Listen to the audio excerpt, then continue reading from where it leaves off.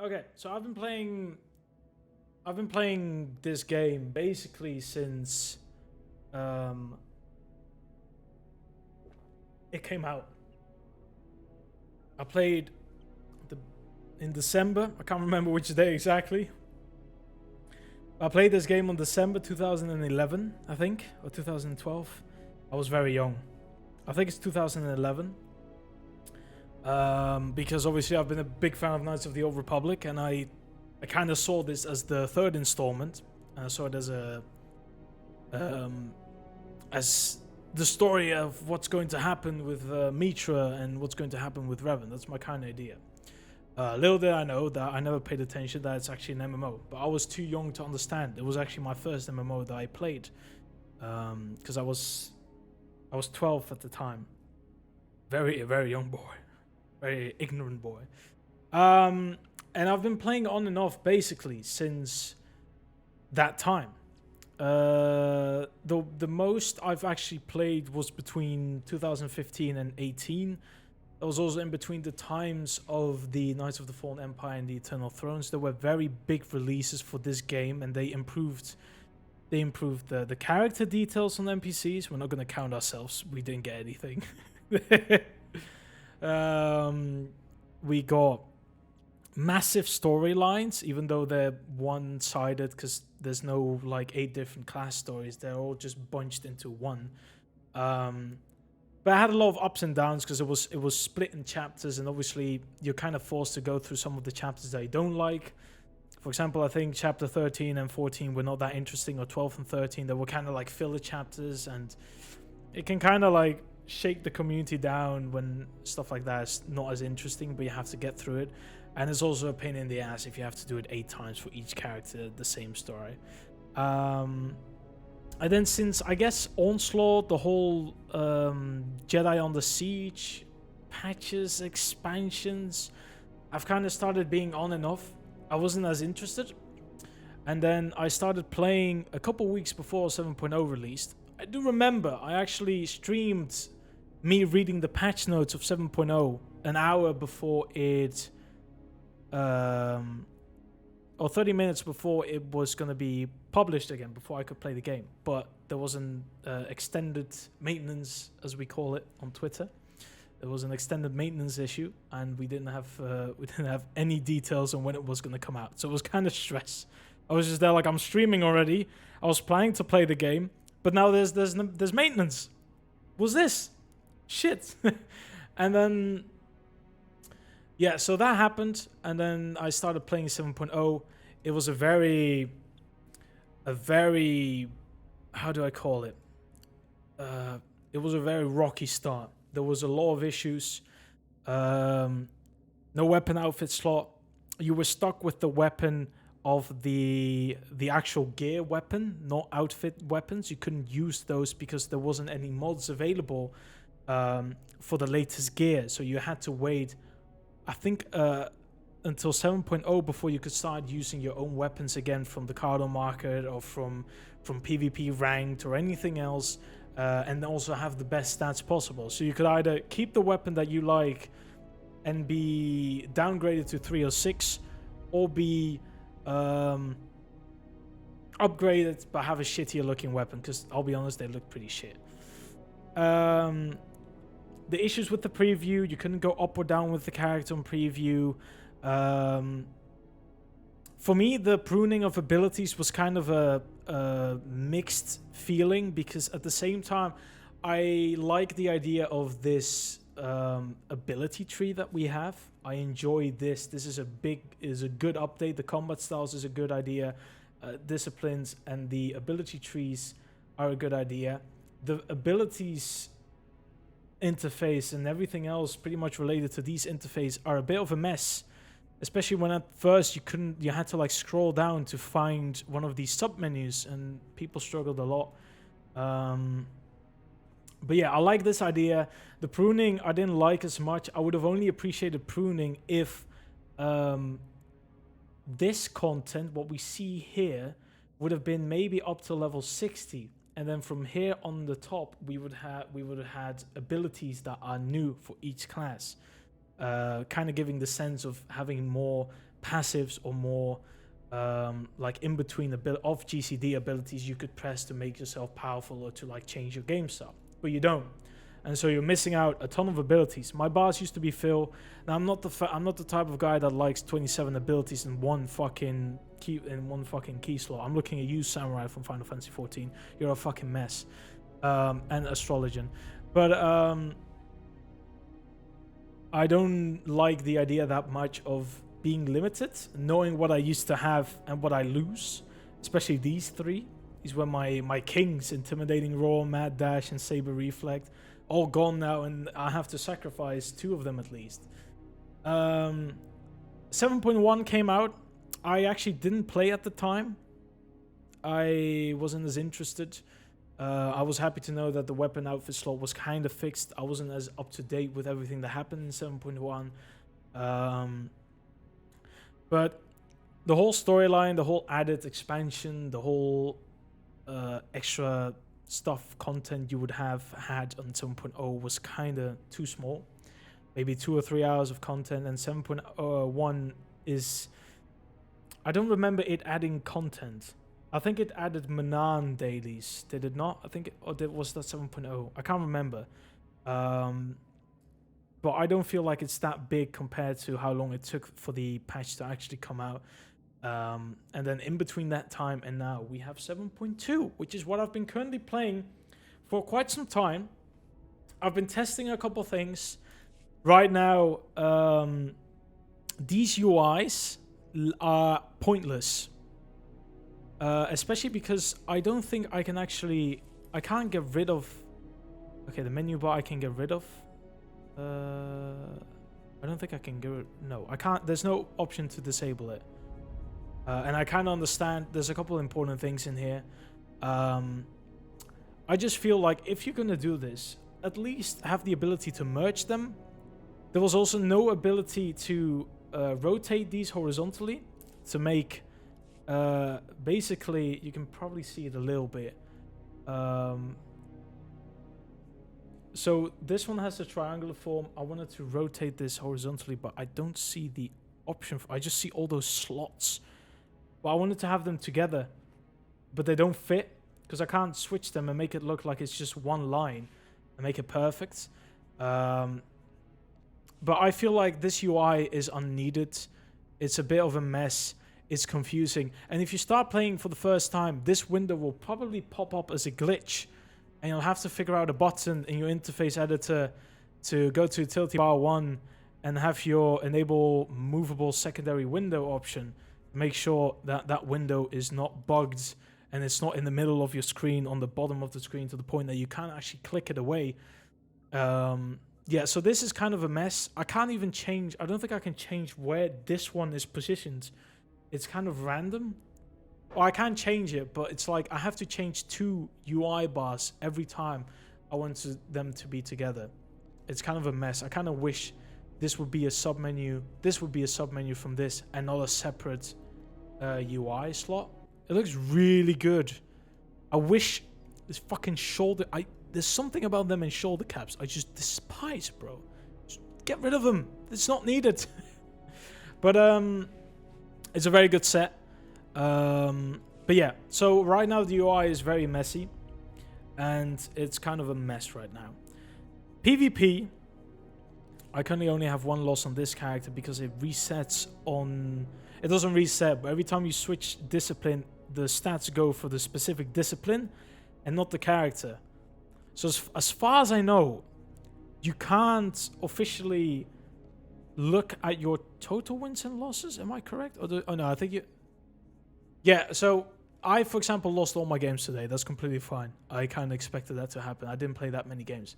But you would have to like check separately what the battle records are on those classes. And if you are like me, and I like switching classes every now and then to change my playstyle, to give people an idea that I'm not playing the same class over and over. Because at some point they're like, oh, this Milton guy, he's playing Vengeance. We know how his playstyle is. He's probably going to use Cut to Pieces and bang everything up. And now they're like, oh, he's suddenly playing Rage. Okay, so he's doing something else. Most people will probably do that. But you can't officially check the battle record in total.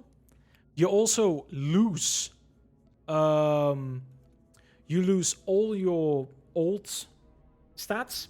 I haven't been able to find them yet. There's no way to find them right now. There's currently a little bit of a minus point for achievements, in my opinion, that you need to win 800 war zones. And for people that have been playing war zones for 10 years, it's sadly something they will have to do again. So if people are achievement hunters and they're also like Warzone games, but they do it casually, but achievement hunting is like their job, they like achievement hunting, because I enjoy it, they're now kind of forced to grind this out. And this is going to cause toxicity issues because people are going to be annoyed, they want to win games, and PvP has kind of turned into a participation reward kind of thing instead of skills. And you're going to have an issue with winning a lot of games if you're not pre-made or maybe a little bit lucky. So these are very meh, in my opinion. I don't mind these ones. These ones are completely fine, in my opinion. Excuse me. These ones are also a bit of a mess. It's just a lot of specifics, but I think it's fine for people that really, it's a fun achievement, I guess, to get, but you don't really get much.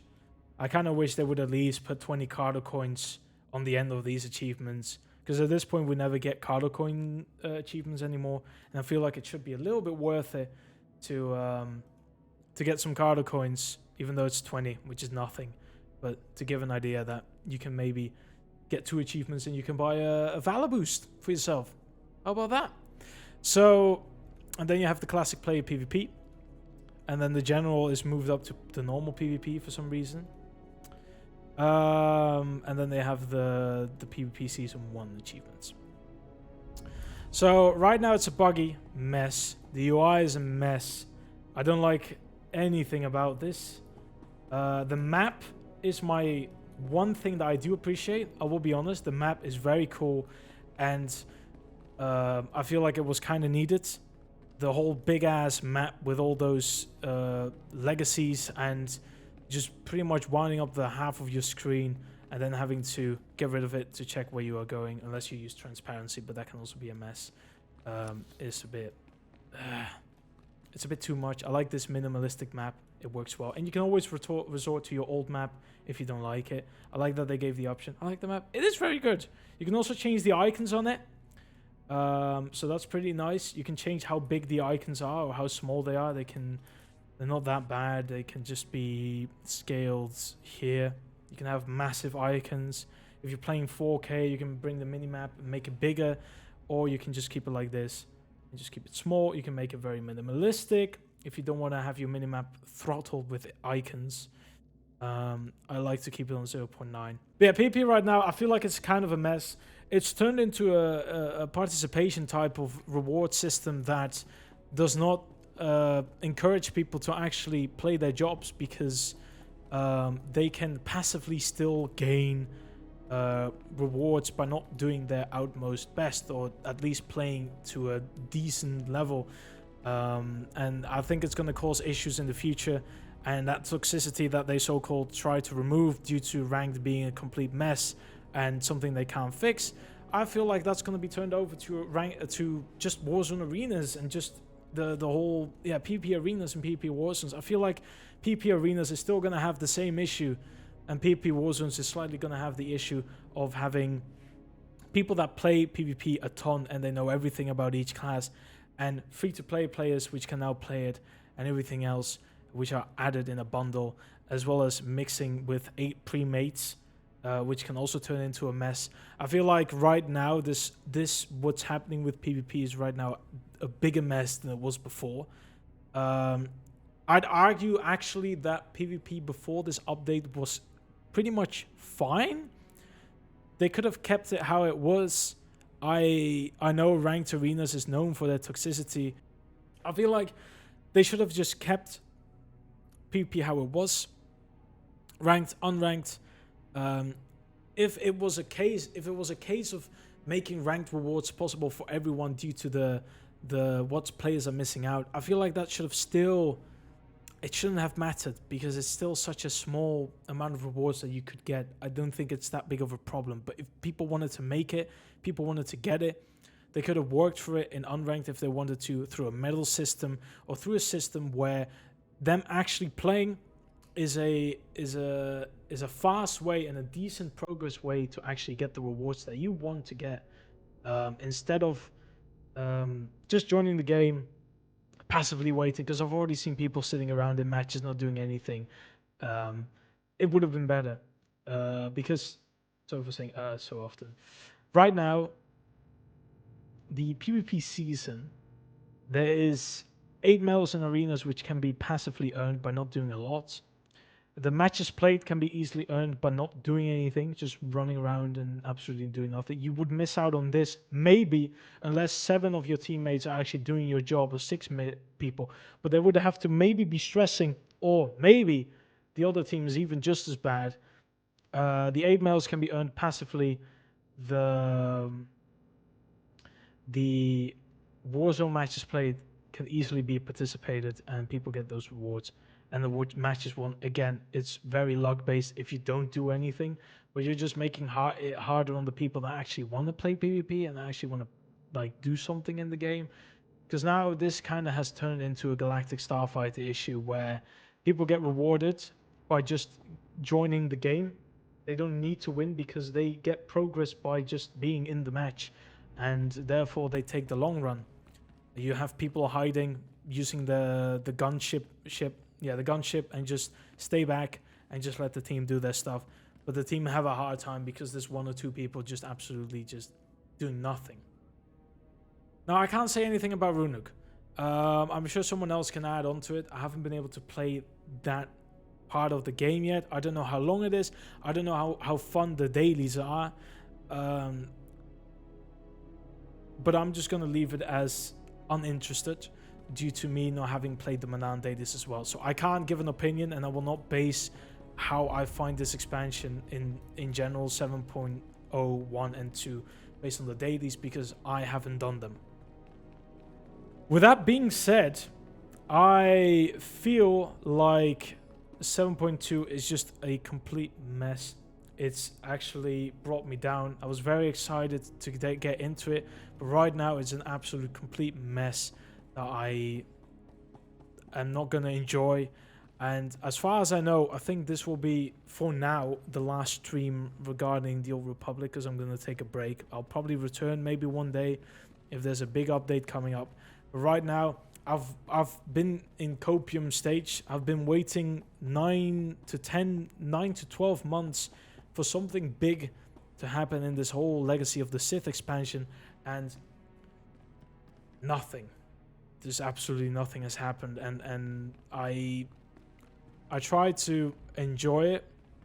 You know, I put up a face when 7.0 released. I was kind of one of the only ones that was talking positively about it, whether it was Reddit, the forums, or Twitter even, because people were already bashing the game based on the cinematic, and I was like, you know, give them a chance, like you can't say anything until the expansion is out, stuff like that. But then I've seen the expansion, and after 2 weeks of playing, like, I enjoy it, but then I start noticing the little icks. I start noticing the things that I'm missing. I start noticing what I used to enjoy, you know, and I feel like right now I kind of need to put a stop to it before I keep playing and then just go into a spiral of absolutely not enjoying myself later on and just wasting money that I don't want to waste. I thoroughly enjoy this game in general because the Old Republic is kind of the first MMO that I've played. It's my baby. It's Star Wars. It's the Old Republic era. It's everything that I want. But PvP for me is especially the most important thing because it's the only game that I currently play, especially when I get to endgame stuff. And this update, it has not brought anything.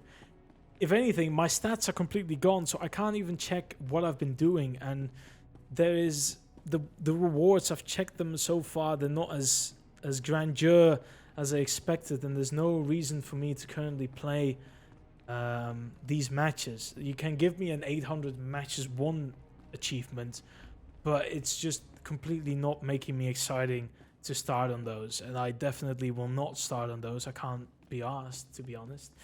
So yeah, that's my opinion. I feel like this whole expansion as a whole, sorry, I said it twice. This whole expansion, Legacy of the Sith, has been a complete mess.